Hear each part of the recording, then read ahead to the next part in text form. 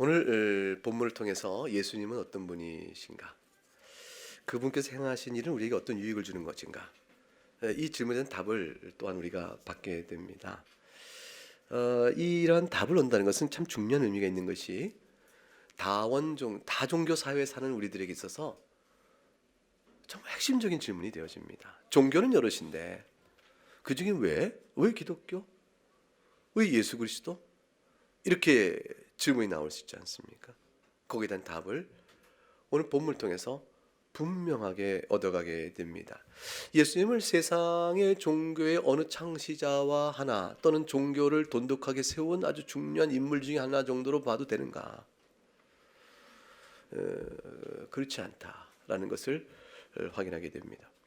근데 세례 요한과 예수님의 차이를 설명하는 것은 마치 기독교 안에서 예수님 외에 하나님의 불이 쓰신 종들과 비교하는 것이면서 기독교를 알지 못했던 세상의 사람들에게는 여타의 종교의 지도자들과 예수님을 같게 보는 것이 잘못된 것을 말해주는 중요한 교훈을 적용해서 우리에게 보여주기 때문입니다. 세례 요한과 예수님 사이에는 어떤 공통점이 있었습니다. 실제로 사역의 기간이 예수님께서 공적 사역을 한 3년간 행하시는데 그 중에 한 2년 정도가 세례 요한과 함께 거하게 되십니다. 그러니까 AD 27년쯤에 예수님께서 공적 생애를 위하여 광야에서 시험 받으시고 나가신다면 세례 요한이 실제 옥에 갇혀 죽게 됐을 때를 AD 29년쯤 봐요. 그러니까 예수님께서 공적 사역을 시작한 지 한 2년 뒤쯤에 세례 요한이 옥에 갇혀 이제 참수당하는 것으로 봅니다. 그러니까 2년 정도는 세례 요한의 사역은 사역대로 아직도 점점 fade out, 흐려지고 있고 사라지고 있지만 예수님의 사역은 다시 또 fade in 이렇게 쭉 커져가고 있지만 그러나 겹치는 사역이 있는 것이죠. 그렇게 되니까 당연히 세례 요한과 예수님의 사역에 대한 비교 차이 이런 문제가 등장하게 되고 둘 사이의 관계를 어떻게 이해해야 될 것이냐 하는 문제가 제자들 사이에서 나올 수밖에 없게 되어집니다. 실제로 세례 요한도 와서 회개하라 하나님 나라가 가까이 왔다라고 선포했고 그리고 또한 세례를 주었으며 예수님께서도 하나님 나라 가까웠으니 회개하라고 말씀을 선포하셨고 세례를 주셨습니다. 근데 요한복음 4장 1절과 2절에 가게 되면 보실까요? 4장 2절 말씀 보게 되면 2절 같이 읽어보죠. 예수께서 친히 세례를 베푸신 것이 아니요 제자들이 베푸신 것이라. 이 말씀의 기초에서 예수님께서는 자신에게 오는 사람들에게도 직접 세례는 주지 아니하시고 제자들의 손길을 통해서 세례를 베푸셨습니다. 그러니까 이런 상황 속에서 예수님의 온 자들도 세례를 받았고 예수님께 세례 요한에게 모인 자들도 세례를 받았고 또 하나님 나라와 회개를 선포했고 그런 맥락 속에서 굉장히 사역의 공통성이 있었던 겁니다. 그런데 차이점이 있는 겁니다. 그 차이점의 이해가 오늘 본문 속에서 세례 요한과 예수님은 어떻게 다른 분인가 하는 것을 보여주게 되어집니다. 우선 살아가는 생활 양식이 좀 달랐습니다. 세례 요한은 누가복음 7장 33절과 34절에 이른 것처럼 누가복음 7장 33절과 34절에 이른 것처럼 세례 요한은 와서 떡도 먹지 아니했다. 예수님 말씀이에요. 포도주도 마시지 아니했다. 그러니까 사람들이 이 세례 요한은 귀신 들린 자야 이렇게까지 얘기를 했습니다. 근데 반면에 예수님께서는 와서 인자는 와서 먹고 마시매 이렇게 하니까 사람들이 말하기를 보라 먹기를 탐하는 자요 포도주를 즐기는 자요 세리와 죄인의 친구다 이렇게 이제 비난한 겁니다. 예수님께서 이 사례를 들었죠. 생활 양식이 좀 달랐습니다. 요한은 아주 특별한 생활 모습을 가졌고 예수님은 아주 일반적인 평범한 생활 모습을 가졌습니다. 이러한 그 생활 모습의 차이점보다 더 중요한 게 뭐겠습니까? 각각 하시는 일의 사역적인 일들이죠. 어찌됐건 그 내용을 풀어가기 전에 세례 요한의 제자들이 요한에게 와서 좀 마음에 불편한 마음 갖고 이 이야기를 하게 됩니다. 오늘 성경 본문에 3장 25절에 요한의 제자 중에서 한 유대인과 더불어 정결 예식에 대하여 변론이 되어졌다라고 말합니다. 이 변론인 것은 말다툼이 일어났다는 겁니다. 논쟁이 일어났다. 근데 논쟁이 일어났는데 누구 사이에 논쟁이 일어난 겁니까? 요한의 제자와 한 유대인은 누굴까요? 이건 요한의 제자와 정결 예식의 논쟁이 된 것은 구약에 나와 있는 정결 예식이 있거늘 너희는 왜 세례를 주느냐라는 정통 바리새파적 이해를 갖고 요한의 세례를 평가했던, 너는 바리새인도 아니요 너는 제사장 무리도 아니요 너는 구약의 정통 신학 안에 정통 종교인 가운데 한 사람도 아니거니와 네가 뭔데 세례를 주는가? 라는 의미에서 요한의 세례와 구약의 정결 예식에 관한 논쟁도 있을 수 있지만, 지금 여기서 문맥상 성경 주석가들이 공통적으로 이렇게 말합니다. 예수님의 세례를 받은 유대인일 것이라 이렇게 생각을 해요. 그래서 예수님께 세례받은 유대인과 요한의 제자인 자와 논쟁이 이루어진 겁니다. 세례를 통해서 죄사함을 받아라 라는 말은 정결의 효력과 관계된 것인데, 요한의 세례가 더 정결의 효력이 크냐 아니면 예수님의 세례가 정결의 효력이 크냐라는 식의 대중적 토론이 이루어진 거죠. 일반적 토론이 이루어지고 되어진 것입니다. 왜냐하면 이제 그렇게 유대인을 예수님께 가서 그 무리 가운데서 세례를 받은 자로 보는 까닭이 이제 26절에 그들이 요한의 각에서 이 변론이 되어지자 이 한 유대인과 변론이 있은 다음에 요한의 제자가 26절에 요한에게 찾아가서 이렇게 말하죠. 랍비여, 선생님과 함께 요단강 저편에 있던 이 곧 선생님이 증하신 이가 세례를 베풀매 사람이 다 그에게로 가니라. 이 말을 이어붙은 데에 연결해 보게 되어지면, 즉 예수님께 가서 세례 베풀던 그곳에 가 세례 받은 유대인과의 변론의 내용이 있었을 것이라 이렇게 이해를 합니다. 요한이 뭐라고 대답을 했을까요? 여기서 이제 세례 요한과 예수님의 사역이 세례를 주고 메시지를 줬다는 의미에서 공통점이 있는 것 같지만, 근본적으로 차이점이 무엇인가가 요한의 답변을 통해서 드러나게 되어집니다. 27절 말씀을 같이 읽어보겠습니다. 요한이 대답하여 이르되 만일 하늘에서 주신 바 아니면 사람이 아무도 받을 수 없느니라.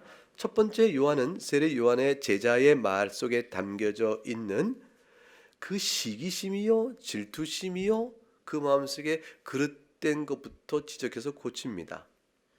우선 신학적 이해의 조정과 하나님 앞에 살아가는 인생의 원리적 측면과 적용하여 자신의 사역의 뜻이 무엇인가를 연결시킬 때 제자들 마음속에 들어있는 잘못된 성정부터 이제 교훈을 합니다.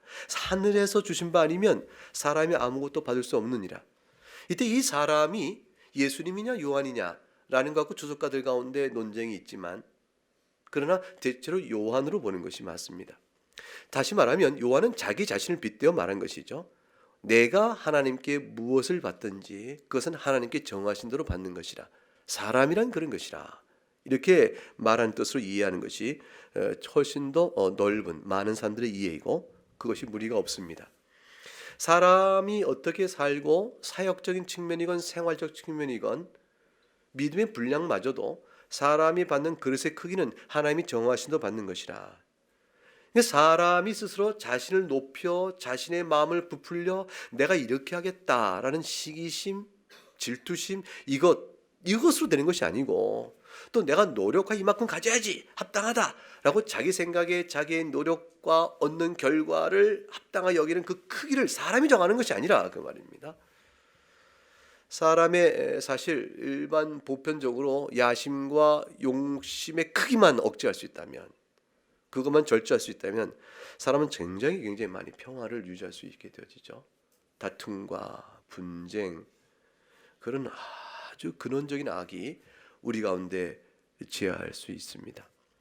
사람이 하나님이 주신 바 아니면 사람이 아무것도 받을 수 없다는 말은 근원적으로 우리의 기본값에 거슬리는 말씀입니다. 그 뭐냐면 분수 이상 자신을 높이는 마음이 우리 안에 있고, 또 분수 이상 자신을 높일 뿐더러 더 많은 것을 구하는 것이 우리 마음에 있기 때문에 주어진 분깃과 자기 기업대로 살아가고 참고 감사하지 못하지 않습니까? 세례 요한이 생각하는 자기의 분량, 자기는 도대체 어느 정도 어떤 형태였을까? 예수님과의 관계 속에서 세례 요한이 제자들 이렇게 마음을 들여다보시고 풀어가는 내용을 보겠습니다. 사실 요한의 제자들은 요한이 커야 좋습니다. 그 자기가 요한을 따라다니는 재미가 있는 거 아니겠습니까? 예수님이 더 크고 요한은 아무것도 아니다 그러면 요한을 따라다니는 자신의 모든 제자됨이 아무것도 아닌 게 되어지잖아요. 그러니까 선생님이 높아지시길 바라는 거죠. 그래 내가 높아지는 겁니다. 그래서 빗대어 자기를 높여가는 그런 노력과 태도는 마치 선생님을 위하는 것 같으나 사실은 자기를 위하는 것이 되어집니다. 우리는 그래 빗대어 자기를 세워가는 일도 참 많이 합니다. 요한은 예수님과 자신의 뚜렷한 차이를 세 가지로 우선 설명합니다. 28절 말씀이 그 중에 하나입니다. 같이 읽어보겠습니다. 내가 말한 바 나는 그리스도가 아니요 그의 앞에 보내심을 받은 자라고 한 것을 증언할 자는 너희니라. 이 무슨 말이냐면 나는 그리스도가 아니요 라고 말했지 않은가. 내가 이 증언한 바처럼 또한 너희들도 그 증언을 같이 할 자라. 그러니 우리 가운데는 그리스도가 아무도 없고 우리는 단지 앞에 보내심을 받아 그리스도를 가리키는 역할을 할 따름인 것을 너희가 모르느냐. 그것을 첫 번째로 제시합니다. 우리는 종이라. 우리는 종이니 마땅히 그 일을 그런 줄 알고 있어야 한다. 두 번째, 세례 요한은 제자들의 불만을 재우기 위하여 또 이것을 일깨워줍니다. 그것이 29절이죠. 같이 읽어봅니다.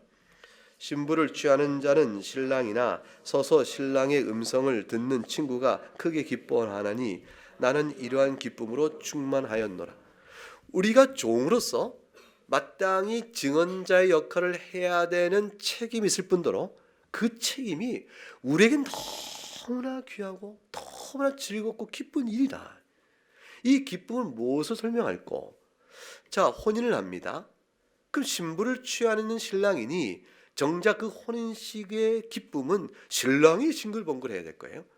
그 신랑의 친구는 어쩌겠습니까?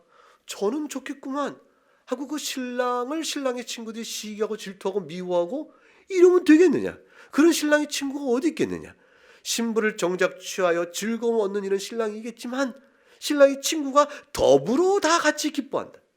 이것이 세상에 살아가는 일반적 생활 속에도 보이는 증거거늘 지금 그리스도를 증언하는 우리들은 마치 그리스도 오심에 그에게로 영혼들이 속해 있고 모여가는 것에 대하여 그를 증언하는 우리로서는 똑같은 기쁨을 누려야 마땅하니라. 어찌하여 마음에 불평이 있느냐. 이것을 일깨워줍니다. 우리가 해야 될 책임이 무엇인지 망각하였느냐? 두 번째는 그 책임으로 인하여 우리에게 주는 영적 즐거움과 행복을 어찌하여 모르느냐? 이것을 들어서 설명해 나갑니다. 그러므로 30절 읽어봅니다. 그는 흥하여 걷고 나는 쇠하여 하리라. 그러니 결론이 무엇이겠습니까? 예수님이 잘 될수록 우리가 망할수록 쇠할수록 그것은 우리에게 뭐가 되어집니까? 사역을 잘한 것이요. 그 사역을 잘한 것에 대한 기쁨은 더욱더 커지느니라.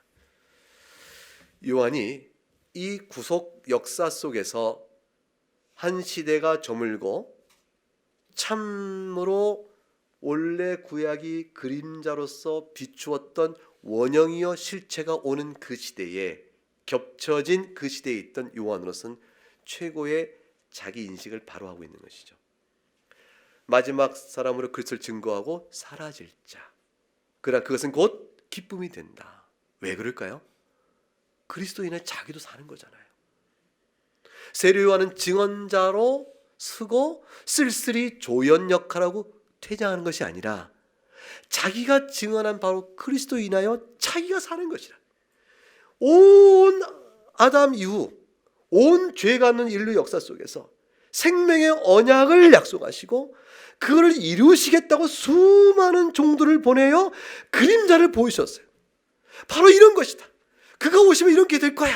수많은 시편과 율법과 또 선지를 통해서 보이셨던 그 메시아가 이제 오셔서 목도하여 증언하니 그분이 흥할수록 그분의 이루어지는 사역으로 인해서 이전의 모든 사역자의 바라고 그리워했던 구속의 사역을 자기가 직접 목도한 자가 되고 자신의 구원이 실현돼 가는 거지 않습니까?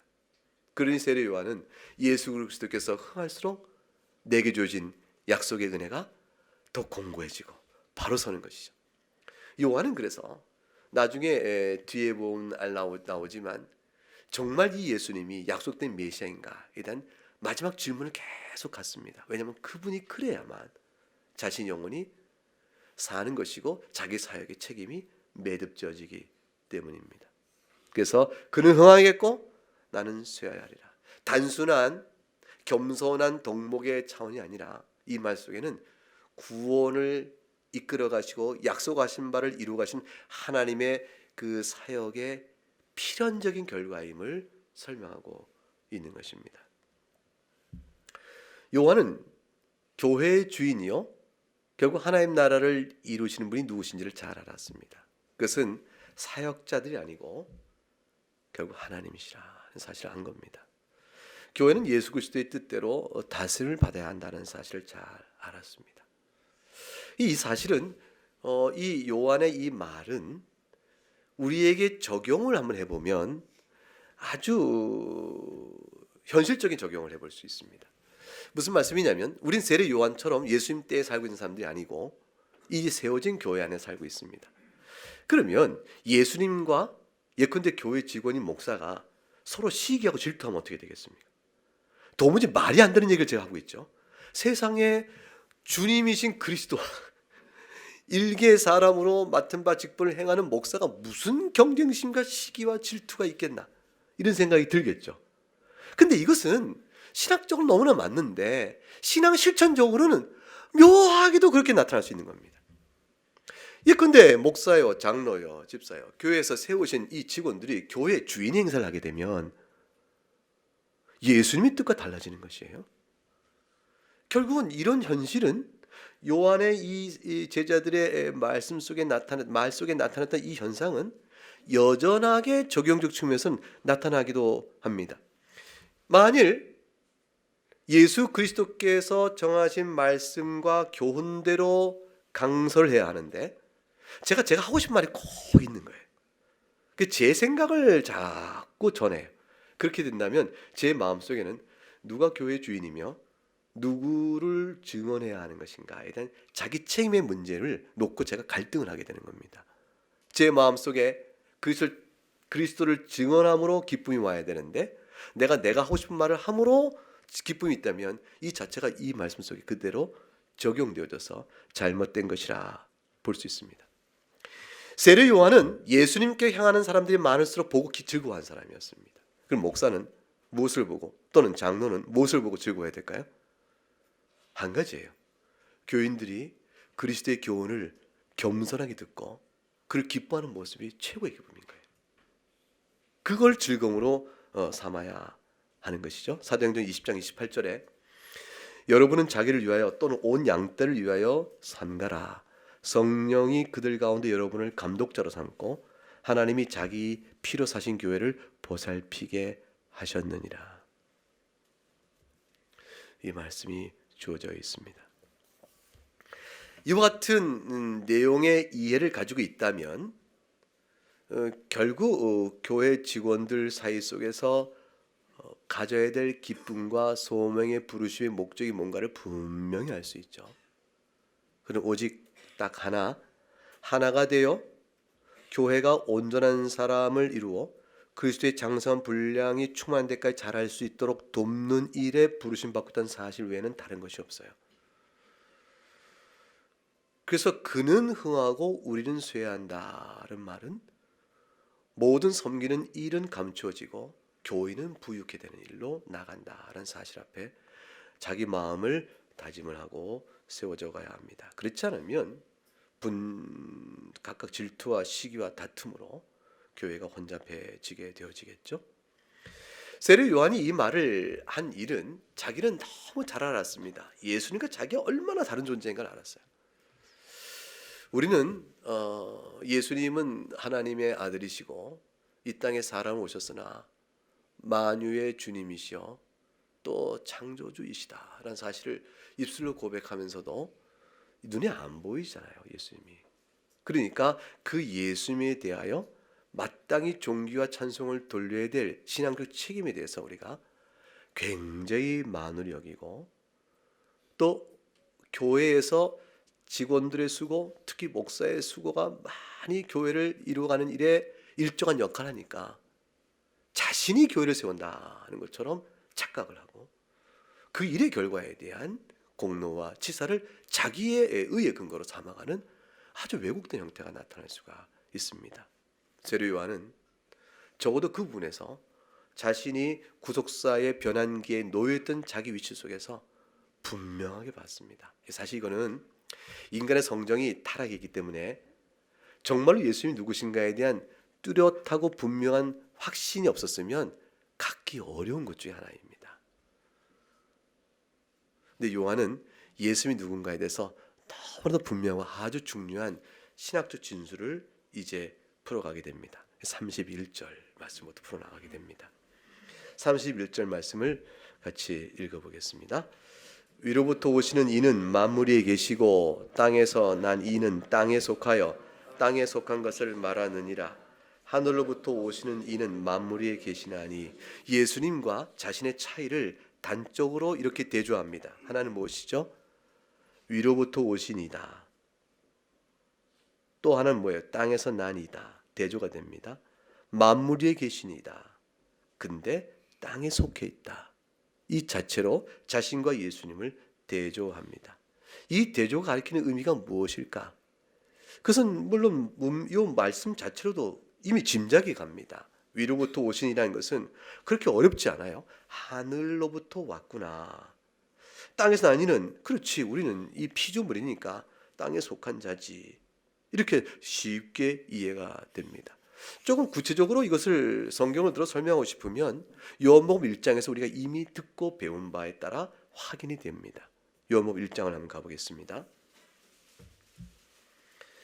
요한복음 1장 1절로부터 8절까지 말씀을 한번 교독을 해보겠습니다. 태초에 말씀이 계시니라. 이 말씀이 하나님과 함께 계셨으니 이 말씀은 곧 하나님이시니라. 태초에 하나님과 함께 계셨고 만물이 그로 말미암아 지은 바 되었으니 지은 것이 하나도 그가 없이는 된 것이 없느니라. 그 안에 생명이 있었으니 이 생명은 사람들의 빛이라. 빛이 어둠에 비치되 어둠이 깨닫지 못하더라. 하나님께로부터 보내심을 받은 사람이 있으니 그의 이름은 요한이라. 그가 증언하러 왔으니 곧 빛에 대하여 증언하고 모든 사람이 자기로 말미암아 믿게 하려 함이라. 그는 이 빛이 아니요 이 빛에 대하여 증언하러 온 자라. 비교를 한번 해보면 어떻겠습니까? 1절부터 보면 말씀이 계셨고 말씀은 하나님과 함께 계신 하나님이시라. 성부와 성자와 성령 하나님과 서로 사귐과 교통하시는 분이시요. 그래서 그분이 곧 하나님이시니 삼위일체 하나님의 놀랍고 신비한 신관이 1절에 설명됩니다. 그가 태초에 하나님과 계셨고 3절에 만물이 그로 말미암아 지은 바 되었으니 그는 곧 창조주라고 말합니다. 그는 또 생명입니다. 그리고 빛입니다. 하나님이시요, 창조주이시요, 생명이시요, 빛 되신 분, 이것이 하늘에서 온 자요 하늘에 속한 자란 말 속에 담겨있는 뜻입니다. 존재에 어마어마한 차이가 있어요. 따라서 하나님만이 베풀 수 있는 모든 은사와 선한 것들을 주실 수 있는 분, 그분이 바로 하나님께도 온 자요 하늘에 속한 자입니다. 근데 요한은 어떤 자에 있는가?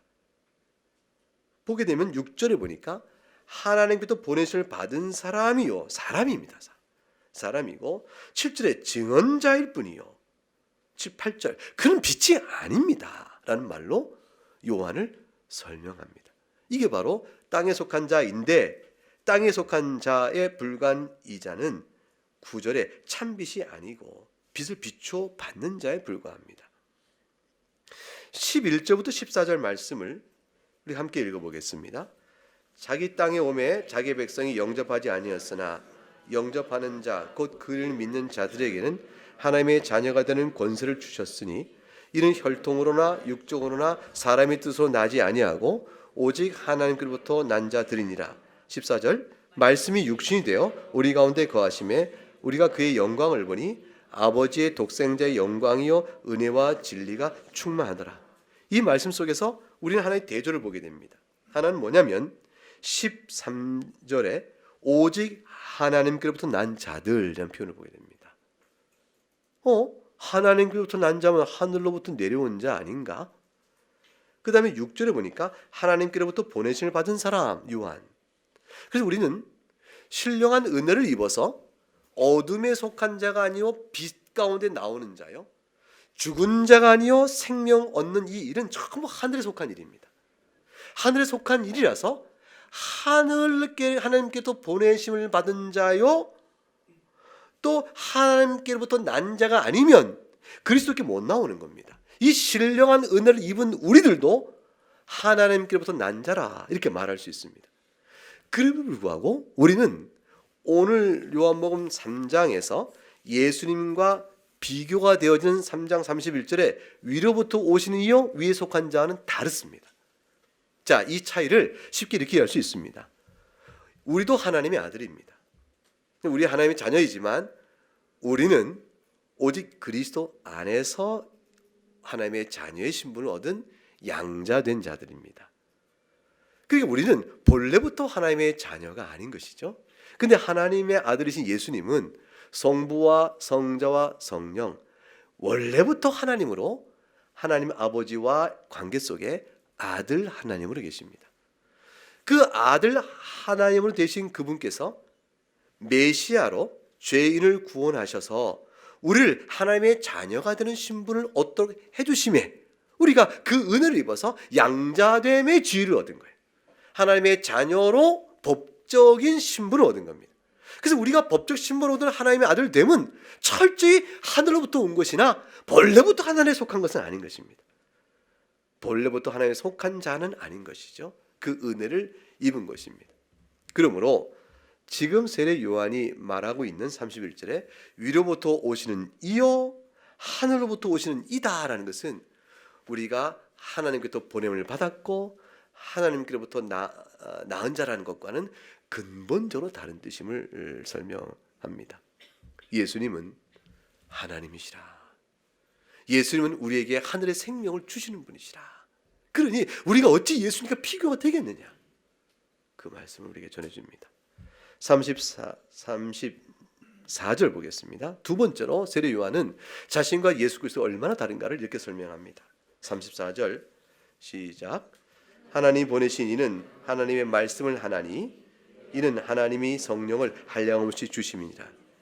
또 아주 중요한 사실은 하나님께 속한 자요 하늘에 속한 자인 예수님은 성령을 한량없이 주십니다. 이것은 비교가 되어져 있습니다. 우리도 성령을 받습니다. 하나 성령의 도우심을 입어 우리도 그리스도의 교회를 세워가는 일을 특별하게 행하게 됩니다. 우리의 영적인 각성과 깨달음과 영적인 순종 이 모든 것은 다 성령의 특별하신 은혜입니다. 근데 우리의 은혜는 각기 제한되고 분량마다 있어서 홀로 누구에게도 모든 일을 다 나눠줄 충만한 은사를 갖고 있는 사람은 아무도 없어요. 교회는 지체로 엮어져야 하는 것입니다. 각각의 하나하나의 지체가 성령의 교통하시며 사랑의 끈으로 묶어져서 그리스도의 연합된 자가 되어지고 그러므로 충만하신 그리스도의 은혜가 각각에게 분깃에 따라 주어지면 자기 분량을 받은 자가 서로 나누어 협력하여 교회 전체 그리스도의 몸을 세워가는 것입니다. 그러므로 교회로 연합된다는 일은 너무 중요한 일이요. 교회를 떠나 있는 것은 참으로 슬픈 일인 겁니다. 그래서 이렇게 되어지는 일을 생각해 볼 때 이 전체 교회를 구성하는 예수님은 홀로 성령이 한량없이 충만하신 분이에요. 그래서 그리스도의 영에 의하여 그리스도와 연합한 우리는 각각이 자기 분량의 성령의 은혜를 받고 믿음의 은혜를 받고 은사의 양을 받아서 그리스도의 교회를 세워가게 되는 겁니다. 한량없이 예수님에게 성령이 주어졌다는 사실은 뭘 의미할까요? 그분이 곧 하나님이시기 때문에 그렇습니다. 제한이 없고 무한한 성령을 받아 누리시는 예수님은 그분이 성부와 성자와 성령 사이에 교통하시니까 성령 하나님 안에 성자께서 계시고 성령 하나님이 성자 안에 와 계시니 두 분 사이에 무한하신 성령의 충만성이 그리스도인에게 주어진 것입니다. 따라서 이 34절에 하나님께서 보내신 자는 하나님의 말씀을 하나님이 성령을 한량없이 주신다는 말은 그분의 존재와 사역의 완전성을 가리키는 의미입니다. 35절 말씀을 같이 읽어보면 세 번째 요한이 자신과 예수님의 차이를 이렇게 설명합니다. 시작. 하나님께서 아버지께서 아들을 사랑하사 만물을 다 그의 손에 주셨다. 여러분 이 말씀을 읽는 순간에 마태복음 28장 18절 20절 말씀이 생각날 겁니다. 그 말씀은 이것이죠. 예수께서 나와 말씀하여 이르시되 하늘과 땅의 모든 권세를 내게 주셨으니 그리고 너희는 가서 모든 민족을 제자로 삼아 아버지와 아들과 성령의 이름으로 세례를 베풀고 내가 너에게 분반 모든 것을 가르쳐서 저희들로 하여금 지키게 하라. 내가 세상 끝날까지 너희와 함께 있겠다 하신 그 말씀, 그 생각날 겁니다. 하늘과 땅의 모든 것을 내게 주었다는 것은 메시아로서 이제 고난의 사역을 마치시고 영광의 지위에 오르심을 얘기하시는 겁니다. 메시아로서 그가 하나님께서 부여하시는 왕권, 만유의 권세를 받으시는 분으로서 그는 하나님의 아들 되심을 드러내십니다. 그런데 그것뿐이 아니에요. 오늘 본문의 말씀은 그것뿐만 아니라 본래부터 성부 하나님에게 있어서 아들 하나님을 계신 그분 자신의 모습도 드러내십니다. 그래서 히브리서 1장 1절과 2절에 옛적의 선지자를 통하여 여러 부분과 여러 모양으로 우리 조상에 말씀하신 하나님이 이 모든 날 마지막에는 아들을 통하여 우리에게 말씀하셨으니 아들을 만유의 상속자로 세우셨다. 그런데 이건 메시아적 의미예요. 구원사적으로 높아진 예수 그리스도를 가리키는데 그로 말미암아 모든 세계를 지으셨느라 했으니까 창조주로서의 예수님의 만유의 상속자로서의 권세가 있으십니다. 만유의 소유자로서의 권세가 있으신 것이죠. 그래서 오늘 본문에 35절에 아버지께서 아들을 사랑하사 만물을 다 그의 손에 주셨으니란 말은 근원적으로는 예수님께서 하나님이시요 창조주로서 만물이 그로 말미암아 지음을 받지 않은 것이 없다는 말씀 속에 담겨있는 만물의 주재권이고 동시에 메시아 사역을 완성하심으로 만물을 또한 받으시는 메시아적 아들로서의 주재권입니다. 하나님으로서의 본래가 되신 주재권, 창조주로서 동시에 메시아 사역을 이루신 하나님의 아들로 인정되심에 대한 주재권, 이걸 다 가리켜서 말합니다. 그러니 세례 요한이 일컫는 겁니다. 예수님과 우리가 비교가 되겠느냐? 이와 같은 이해를 우리에게 주었다면 세례 요한은 제자들에게 말하는 것이죠. 나는 쇠하고 예수님은 흥해야 될 것이 아니냐. 이 말을 전체로 합치면 딱 한 가지예요. 오직 나의 모든 삶을 통하여 그리스도 예수만이 존귀케 되기를 원하노라. 이게 우리가 하는 표현들이에요. 나의 모든 전생을 통해서, 나의 한 인생을 통해서 내가 살아온 모든 인생을 설명하라. 그러면 나의 인생 설명은 내가 그리스도를 위하여 그리스도의 이름을 존귀케 하는 인생을 살아, 그것이 내 행복이요 인생의 전부의 설명입니다. 이렇게 말할 수 있는 것, 그 같은 것입니다. 여러분에게 세례 요한처럼 그는 흥하고 나는 쇠하겠다는 말이 되었다면 우리에게 쇠할 것은 뭘까요? 이 세례 요한의 사역적임에 쇠한 것은 우리는 없잖아요. 구속사적 맥락 속에서 세례 요한이 처한 위치가 자기 사역은 쇠하고 그리스도의 사역은 흥해야 될 것이라고 말하고 있지만 이 그리스도의 믿음 안에 사는 우리에게서는 어떤 의미로 적용이 가능하겠습니까? 본래 죄악의 종자였던 우리를 성령 안에 새롭게 하셨으니 성령 안에 새롭게 빚은 새 사람은 흥하고 옛 사람은 쇠하는 모습으로 살아갈 모습이 내 안에 가득 차야겠다. 그리스도를 존귀케 하는 인생을 내가 산다. 이것으로 설명이 되어줄 필요가 있는 것입니다. 이러한 예수님을 이렇게 생각하면 예수님을 통해 받는 유익이 얼마나 큰가를 36절에서 이렇게 설명해 놨습니다. 같이 읽어봅니다. 시작. 아들을 믿는 자에게는 영생이 있고 아들에게 순종하지 아니한 자는 영생을 보지 못하고 도리어 하나님의 진노가 그 위에 머물러 있느니라. 이 단순한 짧은 한 구절 속에 영원한 생명과 영원한 형벌의 갈림이 주어집니다. 복음을 순종하는 자에게는 영생이 주어지고 복음을 멸시하는 자에게는 진노가 내려집니다. 복음을 불순종한다는 것은 예수 그리스도의 의 외에 예수 그리스도의 의, 그거 외에 자신에게서 다른 의를 찾아 그것으로 자신을 거룩히 하고 의롭다함을 받겠다는 주장입니다. 불가능합니다. 왜냐하면 아주 단순한 이유 때문입니다. 우리는 우리를 영원한 생명을 이끌 만한 의를 행할 수가 없습니다. 우리는 본성상 부패한 자고 우리는 거룩하지 않기 때문에 그렇습니다. 우린 거룩한 자들이 아닙니다. 하나님께서 그리스도 안에서 우리를 의롭다 하시고 그리스도 안에서 성령의 은혜를 주셔서 우리의 거룩의 열매를 맺게 가시고 있을 뿐이에요. 우리는 그 누구도 신자된 상태 속에서도 신자의 신분을 갖고 있어도 그 상태가 거룩하다 할 자는 없습니다. 거룩함의 은혜를 입어 하나님의 부름 앞에서 우리가 점점 변화되도록 이끌어 가실 따름입니다. 그러니 신자인 자도 중생자라 할지라도 스스로 자신의 행한 것으로 자기를 의롭다 할 의를 갖추지 못하거늘 성령의 은혜를 입지 못하여 본래부터 어둠에 있는 자에게 무슨 의가 있어서 자신을 의롭다 할 만한 영원한 생명을 주장할 수 있겠습니까? 철저히 우리의 것이 아닌 외적인 의라 이렇게 말해요. 신학적으로는 외적인 의, 즉 밖에서부터 오는 의를 덧입어야 한다. 그것이 하나님께 주시는 의인데 곧 무슨 의냐? 예수 그리스도의 순종을 기초로 하여 주신 의입니다. 예수 그리스도의 순종, 십자가의 고난의 순종이요, 율법의 의를 이루신 순종이요, 그 순종의 의를 우리가 받음으로 우리가 비로소 의롭다 되는 존재일 뿐이에요.